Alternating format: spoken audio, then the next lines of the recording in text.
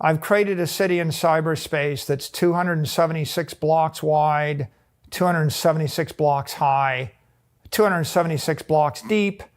You're buying 1/21 millionth of all the money that there's ever going to be in cyberspace. And one day, the 8 billion people are going to want to put some of their money there. And it's the most simple idea imaginable. Do you want to buy 1/21 millionth of all the money in the world for all of eternity? Like the product's going to be the same in 100 years, 500 years, 1,000 years. So think of it like, buying Manhattan in 1750 and you're 100 years late. And someone goes, you're 100 years late. The guy that's selling you the building paid less than you're going to pay. Aren't you afraid you're overpaying? And it's like, well, I'm going to dump it to a guy in 1770 for more. And that's stupid because you should buy it every year from 1650 to today. And it's the greatest city in America. So why wouldn't you want to own 67 blocks of Manhattan? Just like why wouldn't you own 67 blocks of Bitcoin? So you're never going to be too late if you understand that the future digital economy is going to be built on top of 21 million blocks of Bitcoin. I remember in 2016 when I released this video and it was fluctuating between 4 and 15,000. I found an old tweet I did and it was at 14,000. And people were saying, oh, Ty, you're getting people slaughtered. They're buying at the top. And I said, if you believe in something, the reason you believe in it is because you believe there's no top. So, I said about 8 years ago, I said, my guess, I don't know if you remember when John McAfee made a bet. I think he said, if Bitcoin's not at 1 million by 2020, I'm going to cut my penis off. I told all my friends, never bet a body part on anything. but I said, I think it'll be at 250 grand by 2025, 2026. Part of the reason is the old hands have to flush out. I know people that got Bitcoin at $300, $1,000. As the rise comes to 100 grand, which it recently hit, it just becomes such a big temptation. The old hands flush, push the price back down. But inevitably, now you have a new hand of buyers that bought in at 100. They're not going to sell till it hits 200. So this kind of seesawing, do you think, because I feel like among smart people, the seesawing is the number one thing that people argue against Bitcoin. So I had a friend here in finance. He says, Ty, I see where you're going with Bitcoin. The reason I don't consider it as a currency is the currencies we trust in the world, they don't seesaw very much. The dollar is pegged somewhat. Now with Joe Biden, it changed. But what's your counter argument to people say, yeah, Bitcoin's good, but it's too speculative. It moves in 1 year from 15,000 to 100,000. What's your counter? I think the important thing is to understand it not as a digital currency, but as digital capital. Money decomposes into currency, which is the medium of exchange, like the peso, the ruble, or the dollar, or capital, which is a store of value, like a Monet painting, like a really nice penthouse in Manhattan, like a bar of gold, or like a Bitcoin. MicroStrategy has made a significant move by acquiring an impressive 10,107 Bitcoin for approximately $1.1 billion. This substantial purchase is not an isolated incident. It coincides with the company's announcement of a preferred stock offering specifically designed to fund further Bitcoin acquisitions. CEO Michael Saylor is at the helm of this strategy, which raises questions about its potential to strengthen MicroStrategy's position in the cryptocurrency market and influence the broader landscape of digital finance. The implications of this bold maneuver warrant close observation in the evolving crypto ecosystem. Welcome back to Investocracy Crypto. So if you think of it as currency, you get really confused because you want to buy coffee with it. But the truth is, no currencies are good stores of value. You wouldn't want to hold $1 million of dollars or pesos or marks or francs or yen or anything for 100 years. Right. But, if you go and you ask the question, what did it cost for an acre of land in Manhattan in 1900? What did it cost for an acre of land in Palm Beach in 1900? I live in Miami Beach. The land that my house is on was $10,000 an acre in 1930. Now it's $20 million an acre. Yeah. Okay, so if you ask the question, what did your Monet cost in 1930 and what does it cost today? The point really is the people that bought Palm Beach or Hamptons real estate or Monet's or they want to buy Bitcoin, those are not speculators. It's not a 4-year. If you bought a Monet in 1913, and if you had to sell it in 1916 in the middle of World War I mean, maybe you sold it at a loss, but you're an idiot, right? Because 100 years later, it's going to be worth somewhere in the range of 100 to 1,000 times more money. So you should think of it as scarce, desirable property, something that a government can't make more of. I mean, the reason that Palm Beach real estate is valuable is because the government can't make more beachfront in Palm Beach, and they can't. The reason that dead artists are more valuable than live artists is you don't want the artist to make any more paintings. You want the Vermeer to stop painting. You want Da Vinci to stop painting.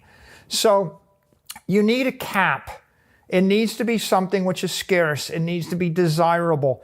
And Bitcoin happens to be the most desirable global capital asset.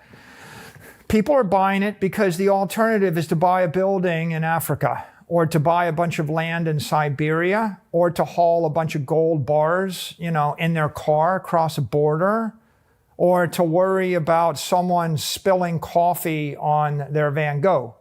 It's like once you see it like that, you're like, okay, I kind of like the idea that I can hold $1 million worth of value on my phone and I don't have to worry about someone spilling coffee on it. And if I needed to send it from here to Tokyo on Saturday afternoon in half an hour, I could do it. That's the way to think of Bitcoin. So on that note, that now you have this capital store, on a practical basis, for my friends that are new to the game, do you recommend that they buy Bitcoin on a centralized exchange, a Coinbase, a crypto.com, a Binance, or are you a big fan of you have your own wallet, it's a device, you own it, you maybe put it in a safe deposit box or you control it? A lot of people say, it ain't yours if you don't control the keys. What's your thought? I think there are 3 reasonable ways to acquire Bitcoin. And the right way depends upon who you are, what stage of life you're in, where you live. Also, whether you're acquiring it for yourself, your family, or your company, or your government, or institution. And so if you're an institutional investor, and you're acquiring it for your charity or your city or your government or your company, and you just want the economic exposure, you might just buy the spot ETF. And there are spot ETFs like IBIT from BlackRock or FBTC. And every country in the world, right? There are ETFs in Europe, and there are ETFs in Brazil, and there are ETFs in Germany and Australia and the like. And for some people, what they should hold is they should hold Bitcoin wrapped as a security. Now if you're a senior citizen and you just kind of want it in your retirement account or something, and you want to be invested 2% in it or 3% in it, in that particular case, that might also make sense, because you just pick up the phone, call your broker and say, just buy me a bunch of this thing, and you put the phone down after 10 seconds and it's done. MicroStrategy's recent acquisition of 10,107 Bitcoin, valued at approximately $1.1 billion, underscores the company's deep-seated conviction in Bitcoin as a bona fide asset class. Under the strategic direction of Michael Saylor, MicroStrategy's total Bitcoin holdings have surged to 471,107 BTC, demonstrating a robust and aggressive stance towards digital assets. In a bid to amplify its Bitcoin-focused initiatives, MicroStrategy plans to issue 2,500,000 shares of Series A perpetual strike preferred stock. This capital raise aims not only to finance additional cryptocurrency acquisitions, but also to support ongoing operational costs. People, it depends on your culture and where you live, but right now my daily routine would be to be up with the sunlight. So when the sun rises, I'm moving. Make sure I start the day with a bit of exercise. then study and absorb what's going on in the marketplace, and then start to engage. And I've got a bunch of business, projects and activities I'm always working on, and then I've got a bunch of communication. So I think that if you combine that with focus, I would say the principles of success are, focus, figure out what you're going to do. I think it's more important. The world wants you to be really good at something. It doesn't want you to be decent at 100 different things. And I think that, and I don't think the world wants my opinion on the 99 other things. If you're not the foremost expert on the one thing, and if you're the top 0.1% on 100 things, well, that means there's like 10,000 people that have a better insight than you have. That makes you number 9,999.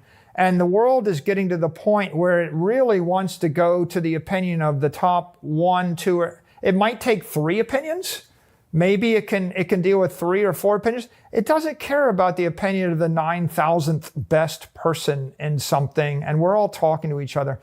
So I think laser-like focus on what you're doing, and my general view is you can discuss 100 things with your circle of trust, your friends and your family. You can engage in 10 things, as part of your vocation to make a living. The company has consistently achieved a yield of 2.9% on its Bitcoin investments, reinforcing the robustness of its strategic approach amidst the volatile digital market. MicroStrategy represents a synthesis of innovative practices and traditional financial principles, perfectly aligning their expansive Bitcoin strategy with cutting-edge financial models. But before going any further, if you made it this far into the video, thank you. These videos take a lot of effort and time to make, so if you enjoyed them, please hit the like button and subscribe to the channel. This goes a long way in helping us grow. That said, back to the video. I focus upon what is it the world needs to know about this one thing that I'm focused on, and I stay in my lane and I let other people be the experts on all of the other things, because the world's a big place. It's very complicated, and I don't want to dilute my message, distract my followers, or dissipate my energy. I think Confucius said the man who chases 2 rabbits catches none. So, but on that note, though, as you were building focus on Bitcoin, this one asset class, becoming the king of Bitcoin, were there books and mentors that helped you gain that focus? Are there people you look back and go, that was a key human that I knew, that was a key book, that was a key article? Do you attribute some of your success to mentors and reading? Well, I would start to preface this with, you can learn anything on the internet. Recent forecasts indicate a bullish trajectory for Bitcoin, underscoring the strength of MicroStrategy's positioning in this volatile market. The firm's portfolio, heavily weighted with substantial Bitcoin reserves, serves both as a hedge against market fluctuations and as a catalyst for future returns. As MicroStrategy maintains its status as one of the largest corporate holders of Bitcoin globally, the implications of their strategic decisions create a narrative filled with substantial financial upside. Are you prepared to engage with MicroStrategy on this ambitious journey into the cryptocurrency landscape? Or do you foresee an alternative strategy emerging from this influential market player? The ongoing discourse regarding the evolution of finance invites your expert insights on this crucial topic. And finally, if you would like to know more about cryptocurrencies, or specifically Bitcoin, go ahead and click on the next video on your screen. See you there.